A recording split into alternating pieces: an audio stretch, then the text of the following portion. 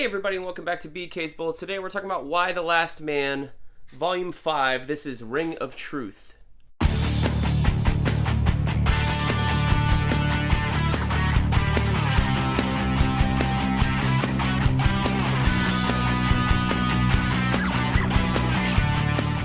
Hey everybody, and welcome back to BK's Bullets. As always, I am your host, Brent Casina, and today we're going to be talking about Y the Last Man, Volume 5, Ring of Truth. We are at the halfway point in our Y the Last Man read-through.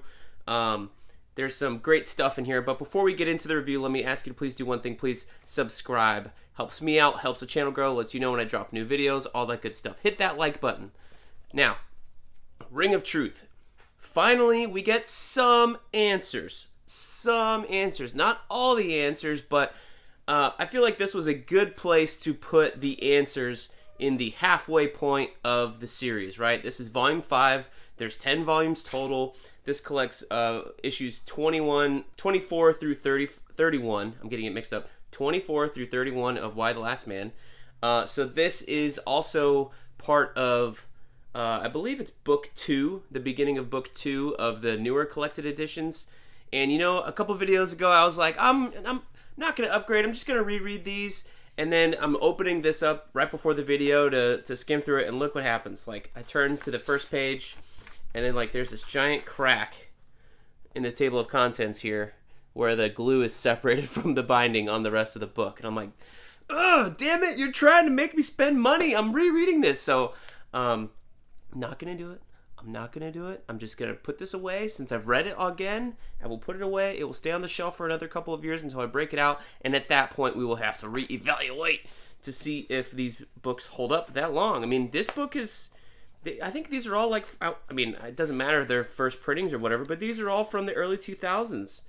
Copyright 2004, yeah. So this is part of the first printing run. So this book really is, you know, almost 20 years old. So I'm not surprised that it's starting to fall apart and a little bit of wear and tear. It's probably been read 3 or 4 times. But yeah, it's kind of a shame. But I mean, it is a bit of an older book, but you always want your books to last forever, you know? Right? Anyway, I was saying before, this is a smart place to put some answers because we're halfway through the series. And for me, like I was saying in one of the past reviews of this story, I'm a pretty fast reader, so I read these fairly quickly. Like the next volume, Volume 6, I think I read in 30 minutes, and I read the Volume 4, the review prior to this one, Safe Word, in like 30 minutes. I'm a fast reader, so this one is a meaty book. Like this has got 3 different stories in here. There's all big things happening. They're all really intriguing, and they're not like, don't skip this one, you know? And I was saying last episode, I was, about Safe Word, Volume 4, that you could probably skip it, except maybe just flip through it for that last reveal of Hero showing up and saying, where the F is my brother? Because that does show up early on in this book. We meet Hero again, and she's looking for her brother and all that stuff. So this is an excellent read. So what happens in this book? Give me a synopsis, Brent. Well, so the first 2 issues are Yorick looking for ampersand, and he encounters this woman Beth in I think it's a Catholic church of some type of church, and he's talking to her, and you know, Yorick, they do not really like care about keeping his secret of him being the last man alive. Maybe the Amazon thing is like over in terms of him being hunted. So they're a little bit more loosey-goosey with it, but he is not trying to keep his secret at all. Like, he's cut his hair short. It's not long. He's not trying to blend in with the female population. He is shaving now, which in Volume 3 he was growing a beard, and I was like, why are you growing a beard? Like, that's the number one thing to give yourself away in this world, that you're a man. Like, you should be shaving every day. It's a pain in the ass, I know. I've had to do it before. But yeah, if you're trying to keep a low profile, I would not be walking around with a beard or a short-haired haircut. That's for darn sure. So he meets this girl Beth, and this is kind of the, you know, he was tempted in the Safe Word volume with the dominatrix Agent 711, and with her whole thing to cheat on Beth. And this episode, like, he finally does. He'd kind of done it in was it Volume 2 or 3? Maybe it was 3. with the colony of all the prisoners and the women and stuff. They were making out, and this one he actually like goes through. That goes all the way, as you can see down here. She's taking off her shirt, and then they're happy as clams later on. There's no nudity here, so I can show it. But yeah, so he's, maybe it's a little bit of like, I don't know Beth's alive. I do think she's alive. This girl's also named Beth. She's also blonde. So a little bit of, maybe substituting in this Beth for the Beth he's really in love with here. And it's an interesting little story. Like, I gotta say, Pia Guerra draws every story in here. So this is, she had a little bit of a break last volume. She draws every story in here. So it's interesting to see, like, you're not really battling artists or anything like that. And on a series like this, I think it's important when you're telling one story all the way through. But they've also found a partner in Goran Sudzuka, who, apes her style or matches up with her style.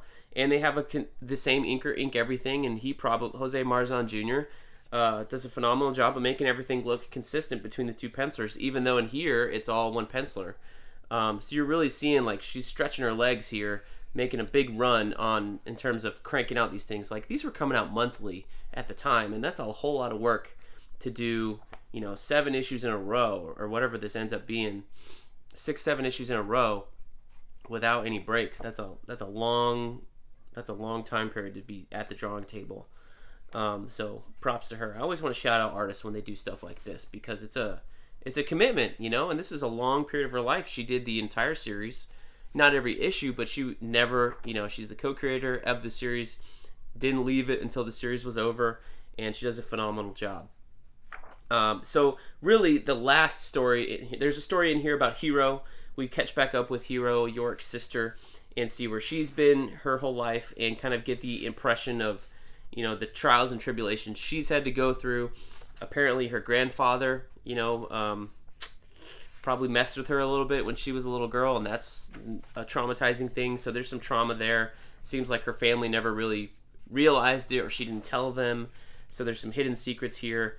And then you see Hero, like, meeting back up with everybody after she's released from the women's colony. All the prisoners are like, all right, you're fine. You can go about your business now. She goes back home to Mom and says, like, hey, Mom, I'm sorry. I'm okay. I went through some shit. She's still having visions of Victoria here. And she eventually does, like, overcome them. But, she's battling all the brainwashing she had, and she's tracing Yorick's steps. She meets up with the astronauts and the people over in Nebraska, I think is where it was. The little boy that's been born in the safe room and stuff. And then we get to this, the Ring of Truth storyline. So this is actually starting to drop hints about maybe why Yorick was the only man available. At first it leads us on to this ring. It's Bedouin or something, it's from the beginning of the century. It looks silver, it looks gold. He buys it in a magic shop, and we're led on to think that this is a magic ring, because as soon as Yorick loses it, he becomes sick. And that's bad. So we're going to get this ring. Yorick is, on his deathbed, and Agent 355 is tracking down the Sekutet ring, these other rival agents or whatever, who are 3 of them are dressed in burqas for most of the storyline. And then you find out it's somebody else that, and they're trying to bargain for the amulet of Hecate, and that 355 has been carrying since the beginning of the series. And that's also one of these other items, maybe a mystical item, that when it left Jordan, it caused this plague because there's some legend around it, something terrible happening if it ever leaves the lands of Jordan. So we get some resolution there, but mainly the thing that we figure out is why Yorick was surviving the plague, or this mass extinction, this mass casualties event, right? And it comes down to our little buddy, Ampersand. So I'm not going to ruin it here, but basically it has to do with the monkey, not necessarily that Yorick is special, but just, I like the idea behind it, that it's like something so small and insignificant that it's like a weird kind of mutation thing of different species interacting with each other, the same way that we have this theory about how COVID-19 started at the beginning, was this bat dropping onto another animal in a wet market, onto another animal, and into a human, and it mutating through there, even though we don't really think that at this point in late 2021. Maybe there was also this other theory of it coming out of China from a lab. Who knows? Who knows what the truth is? I'm not a COVID-19 truther. I'm just saying, in 2021 at this point, we know two different stories, and we don't know which one is real or not.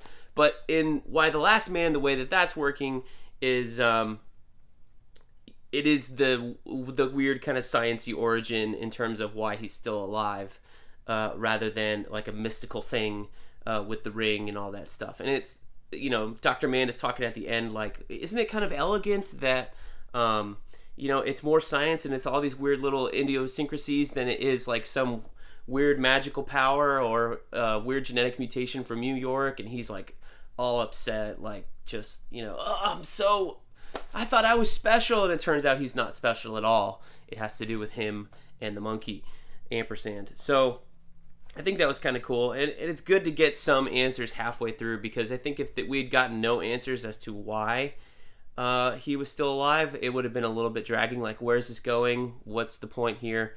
And then they're moving us forward because this ninja girl actually shows up at the very last issue, even though she's on the cover, to steal ampersand and take her away.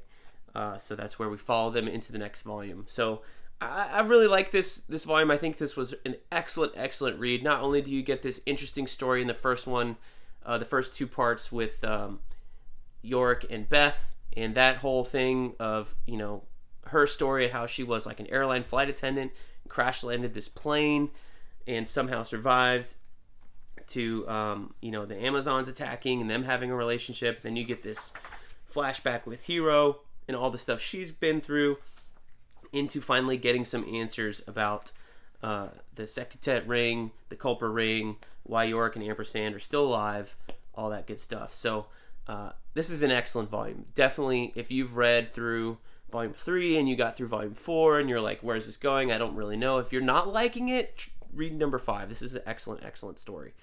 And then reevaluate from there. I think you'll be hooked. But if you are enjoying it, this is one of the best ones yet, I think.